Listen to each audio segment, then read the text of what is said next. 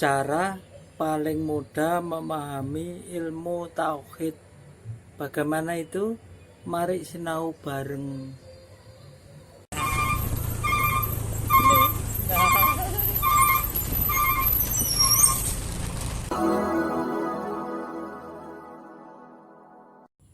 Assalamualaikum warahmatullahi wabarakatuh. Saya doakan semoga semuanya dulur-dulur pemirsa diparingi kesehatan rohani dan jasmani, lancar rezekinya, punya anak yang soleh dan soleha. Amin, amin ya rabbal alamin. Dan dulurku yang lagi sakit, pasti Allah paringi kesembuhan dan siap-siap akan diangkat derajatmu. Amin, amin ya rabbal alamin.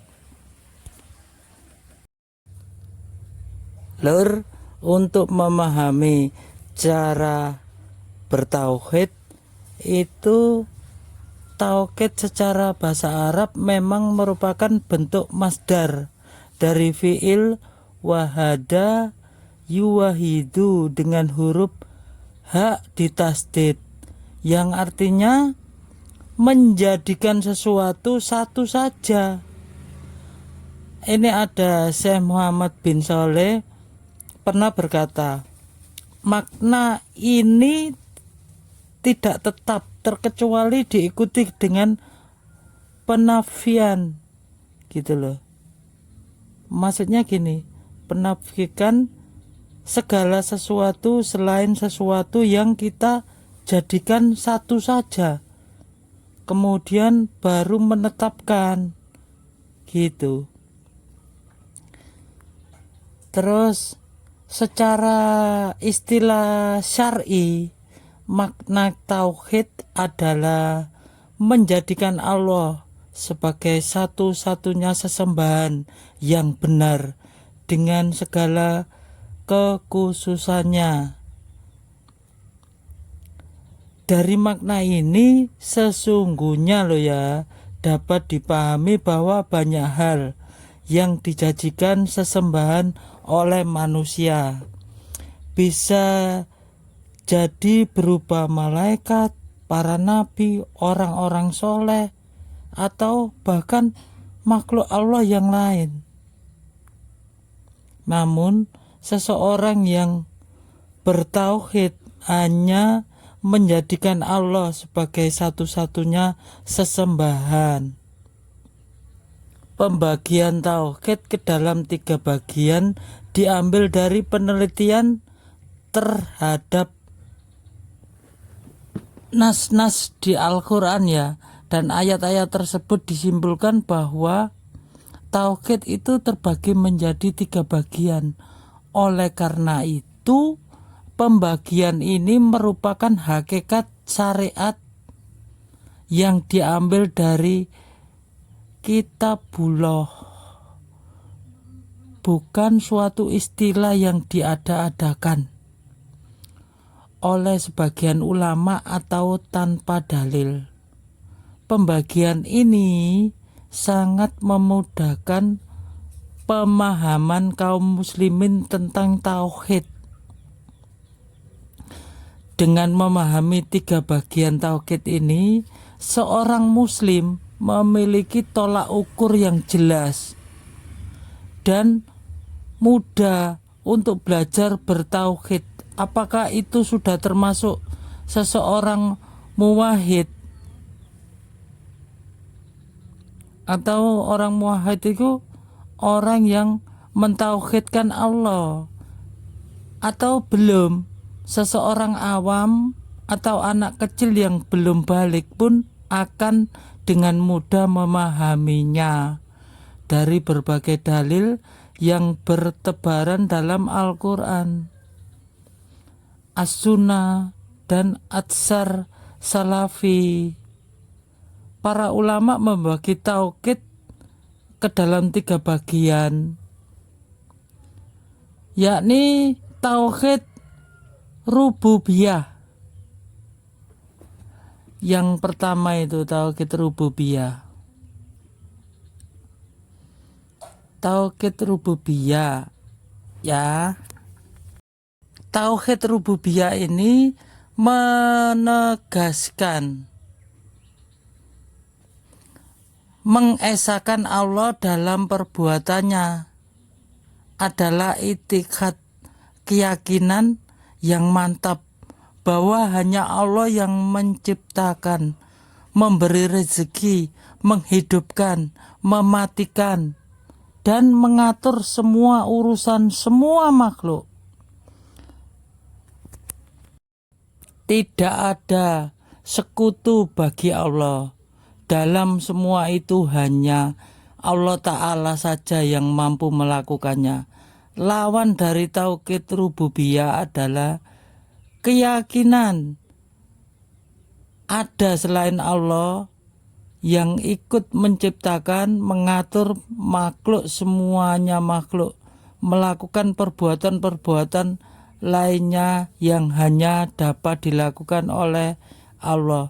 Di antaranya dalil-dalil tauhid rububiyah adalah firman Allah yang artinya begini, artinya katakanlah, kepunyaan siapakah bumi ini dan semua yang ada padanya? Jika kalian mengetahui, mereka akan menjawabnya, kepunyaan Allah. Katakanlah, maka apa kalian tidak ingat? Katakanlah, siapakah yang mempunyai langit dan yang 7 yang sempurna? Kalian akan menjawabnya, kepunyaan Allah. Katakanlah, maka mengapa kalian tidak bertakwa? Katakanlah, siapa yang di tangan Allah berada kekuasaan atas segala sesuatu, sedang Dia dilindungi. Dia Allah melindungi kalian, tetapi tidak ada yang dapat dilindungi dari kematian. Yang kedua adalah tauhid uluhiyah,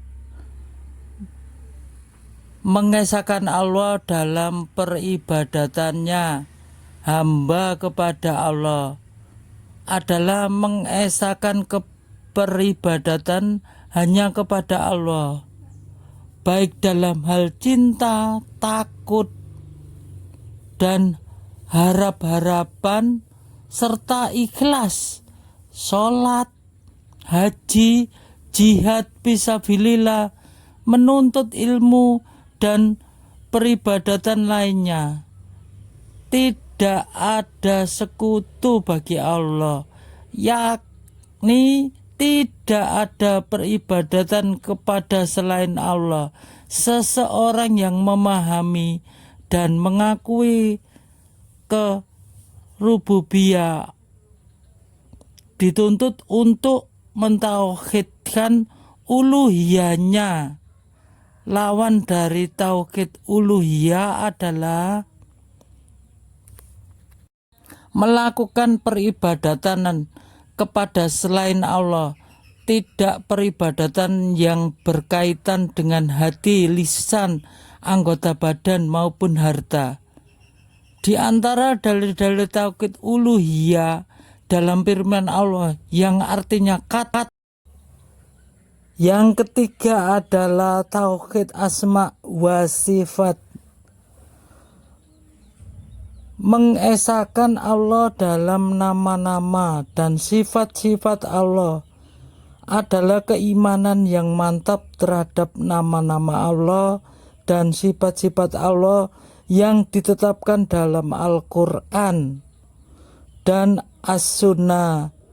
Semua itu ditetapkan tanpa tahrif, mengubah lafal atau maknanya, tapi tetap tahlil, meniadakan atau mengingkari keberadaan sifat-sifat Allah, baik mengingkari seluruhnya atau sebagian.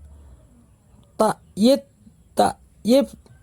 menggambarkan bagaimana Allah sifat-sifat tersebut maupun tamsil merupakan sifat-sifat Allah. dengan sifat-sifat makhluknya. Semua nama dan sifat yang telah ditetapkan itu diyakini bahwa Allah lah yang memilikinya. Tidak ada seorang makhluk pun yang memiliki nama dan sifat seperti Allah, karena dia berbeda dengan makhluk Allah. Lawan dari tauhid asma wa sifat adalah mengingkari atau meniadakan sifat-sifat Allah atau menyerupakan dengan makhluk. Di antara dalil-dalil tauhid asma wa sifat adalah firman Allah yang artinya dialah Allah, tidak ada ilah yang berhak disembah melainkan Dia. Dia mempunyai asmaul husna, nama-nama yang terbaik. Ini tercantum di Quran surat Thaha 20 ayat 8. Di antara ayat-ayat yang menghimpun 3 macam tauhid adalah firman Allah yang tiada lain artinya adalah Dialah Rob langit dan bumi dan apa-apa yang ada di antara keduanya, maka sembahlah Dia dan berteguh hatilah dalam beribadah kepada Allah. Apakah engkau mengetahui ada seorang yang sama dengan Dia? Quran surat Maryam 19 ayat 65.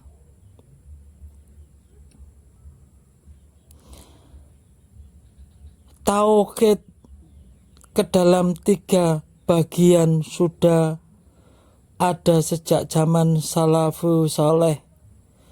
Semua imam membicarakan pembagian tauhid ke dalam 3 bagian ini. Mereka sepakat dengan Ahlussunnah wal Jamaah.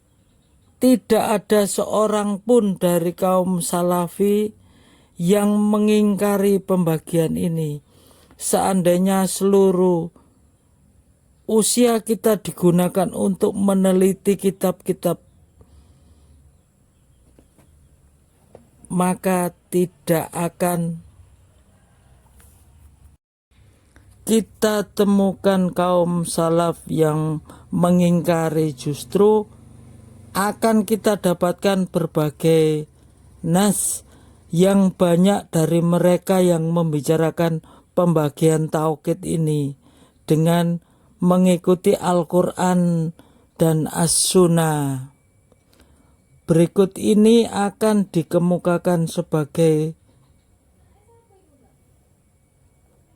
Imam Abu Abdillah Ubaidullah bin Muhammad bin Bata al-Akbari yang wafat tahun 387 Hijriah berkata bahwa kitabnya juga Masmumah halaman 693 dan 694 bahwa ajaran ini benar, ajaran bertauhid. Mari kita belajar bersama. Akan dikemukakan sebagai imam dan sesungguhnya pokok-pokok keimanan kepada Allah hanya harus dijadikan keyakinan oleh makhluk dalam menetapkan keimanan. Ada 3 yang harus dilalui, ada 3 perkara. Ya ini 1, seorang hamba harus meyakini robaniyah Allah. Hal ini agar berbeda dengan ahlut tahlil, yakni orang-orang yang tidak menetapkan adanya perbuatan Allah. Yang kedua, seorang hamba harus yakini wadaniyah, keesaan Allah.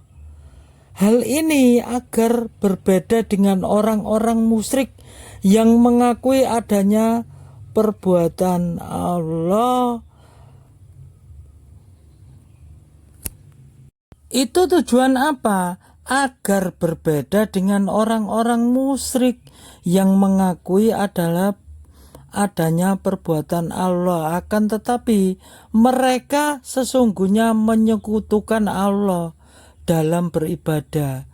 Tegasnya, mereka beribadah pula kepada selain Allah, di samping beribadah kepada Allah, gitu loh. Terus yang ketiga, seorang hamba harus meyakini bahwa Allah disifati dengan sifat-sifat yang tidak boleh. Tidak, bahwa Allah disifati dengan sifat-sifat tersebut seperti ilmu, kekuasaan, kebijaksanaan, dan sifat-sifat lainnya yang telah Allah sebutkan dalam kitab Allah. Ketika menyifati diri Allah sendiri, hal ini kami tegaskan karena banyak orang yang mengakui robaniyah Allah, lalu ia mentauhidkan Allah dengan perkataan yang mutlak. Akan tetapi ia mengingkari sifat-sifat Allah. Keingkarannya tersebut mencerai tauhidnya kepada Allah. Para hamba Allah untuk meyakini dan mengimani ketiga pokok keimanan tersebut. Adapun seruan Allah kepada para hamba Allah untuk meyakini rubaniyah dan wadaniyah Allah, maka kami tidak akan membahasnya lagi di sini karena panjang dan luasnya pembicaraan pada Allah. Bahkan kaum Jamiyah pun mengakui sendiri dua pokok tersebut. Akan tetapi mereka mengingkari sifat-sifat Allah. Keinginan mereka terhadap sifat-sifat Allah inilah yang membatalkan pengakuan mereka terhadap dua pokok keimanan. Yang pertama yakni Rabbaniyah dan Wadaniyah Allah. Dan kemudian Ibnu Battah menerangkan kebatilan pendapat kaum Jamiyah dan meniadakan sifat-sifat Allah. Nas seperti di atas sangatlah bahaya, sangat jelas menunjukkan pembagian tauhid kepada tiga bagian yang baru saja kita pelajari. Perkataan Ibnu Battah, pokok-pokok keimanan kepada Allah yang harus dijadikan keyakinan oleh makhluk dalam menetapkan keimanan, ada tiga perkara, ada tiga bagian, menunjukkan bahwa tidak ada keimanan bagi orang-orang yang tidak memiliki tiga keyakinan tersebut. Maka bagaimana mungkin seorang yang berakal mengatakan bahwa perkara yang tiga hal ini tidak ada alasannya, dan padahal tauhid yang ini memang benar-benar harus kita pelajari dan memang benar adanya Allah. Seperti itu. Sangatlah benar kalau kita mempelajari ilmu tauhid ini, karena ilmu tauhid memang benar-benar berasal dari kitab suci Al-Quran dan As-Sunnah. Seperti itu dulu dulur yang bisa kita sampaikan. Pasti Allah paringi penjelasan tentang ilmu ini supaya lebih mudah kita pelajari, lebih mudah kita serap. Assalamualaikum warahmatullahi wabarakatuh.